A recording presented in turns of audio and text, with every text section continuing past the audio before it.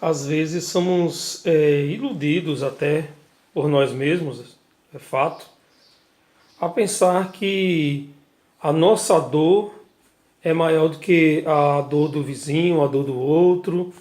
Muitas vezes pensamos que o porquê que isso está acontecendo comigo, eu não sou merecedor de tal coisa.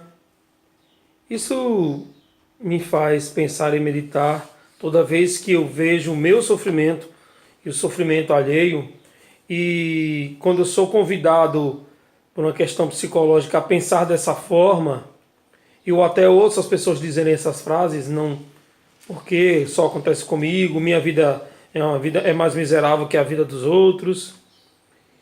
Eu quero lembrar uma passagem da qual Jesus, certa vez perguntaram para ele: Jesus, quem foi que pecou para aquela criança nascer aleijada? Ou seja, quem pecou para aquela criança ter aquela vida tão triste, tão dolorida, tão dependente? Perguntaram assim: foi o pai ou foi a mãe? Jesus disse: nem o pai e nem a mãe, e nem a própria criança. Tudo isso acontece para que a glória de Deus seja manifestada através daquela criança. É difícil compreender isso porque às vezes a gente pensa assim: Deus quis? Eu diria que Deus permitiu. Se até o Filho de Deus, próprio Cristo, passou pela dor na sua própria carne, significa que o sofrimento, coisa que a gente naturalmente repele, o sofrimento faz parte da vida como a sua linha de altos e baixos, alegria, tristeza, sofrimento, felicidade. E que a gente tem que parar para pensar um pouco no significado daquela dor, o significado. Quantas mães, olha, uma vez eu me lembro, me recordo, não lembro se é uma história verídica ou se eu ouvi alguém comentar certa vez, que uma mulher arrastava o seu filho pesado, um filho que era paraplégico, ela carregava nas costas, para baixo e para cima, para os médicos, ela levava, subia no ônibus pesado, e as pessoas olhavam com aquela cena, né, com aquela cara de tristeza. E quando as pessoas iam até ela, mesmo sendo um conto, isso acontece na vida real. Eu já vi isso acontecer. Até empurrando numa cadeira de roda pesadas. Quando iam perguntar para ela, ou quando diziam para ela: poxa, que pena, caramba, né? Ela dizia: pena? Não, não tenha pena de mim. Eu vivo por esse meu filho. Ele é a minha razão de viver. Ele é a minha alegria. O que para muitos pode ser uma desgraça ou pode ser uma coisa muito triste, para aquela senhorinha e para muitas pessoas, aquelas determinadas realidades podem se tornar um novo recomeço e um motivo para muita alegria. Isso é que Jesus quis dizer, que para a glória de Deus se manifesta.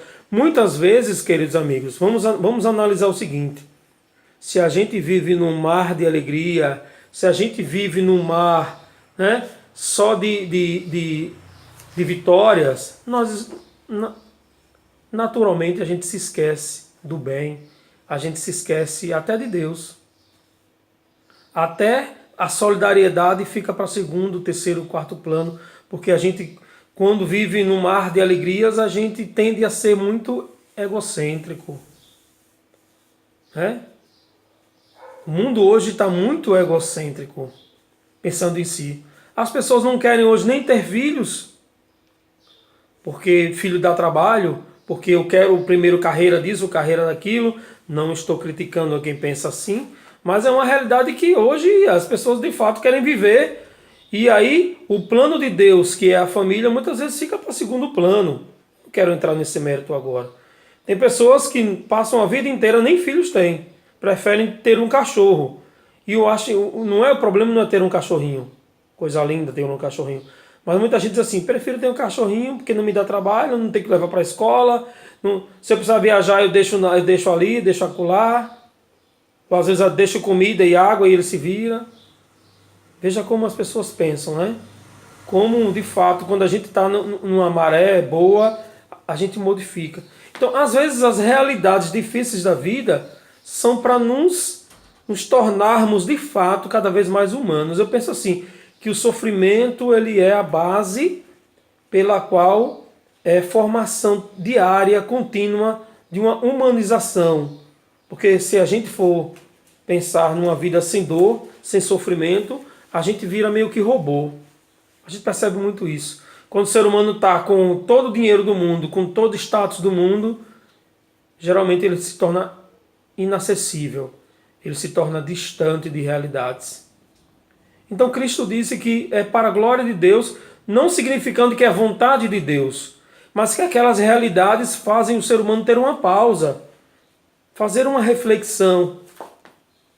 E como sempre digo, quando passa ou passo por um sofrimento, eu olho para Cristo, olho para a cruz de Cristo. E digo, ele também sofreu como significado, como significância de que para a vida, para termos a ressurreição, temos que passar pela cruz.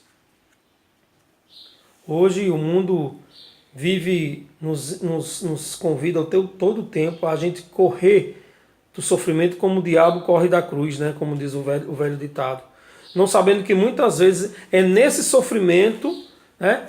é nesse esterco, veja o exemplo que eu quero dar, que pode-se nascer uma bela flor. Quantas pessoas, depois de ter passado por momentos difíceis, ressurgiram melhores. Eu conheço algumas, várias, né? Pessoas que passaram por problemas. Mas há aqueles que pegam seus problemas, pegam suas dores, suas realidades, e com elas se tornam seres humanos melhores. O contrário também existe. Há aqueles que pegam essas situações como desculpa para serem desonestos, impessoais, para não terem empatia por ninguém.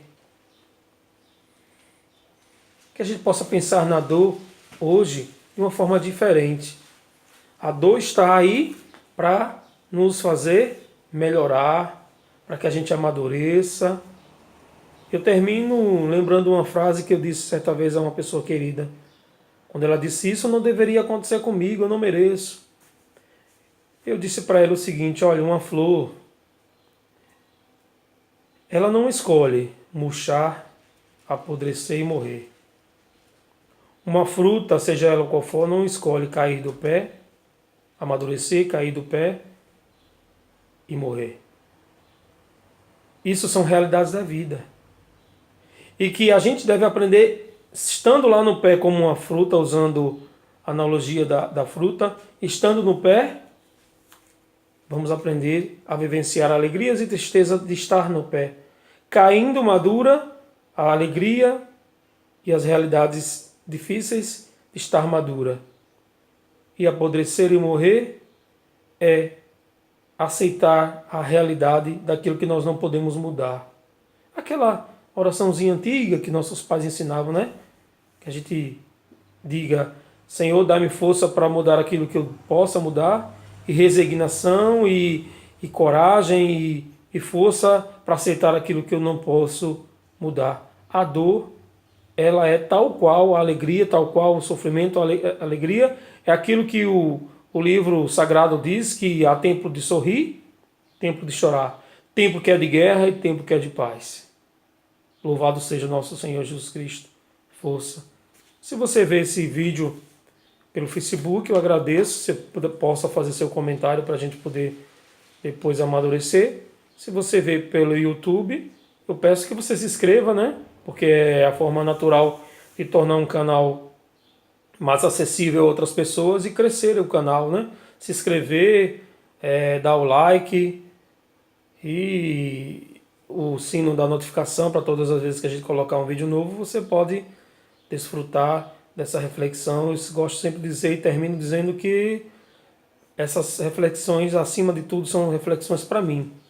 E se servir para você, que bom. Vamos refletir e rezar juntos. Que Deus nos abençoe e nos guarde. Um grande abraço.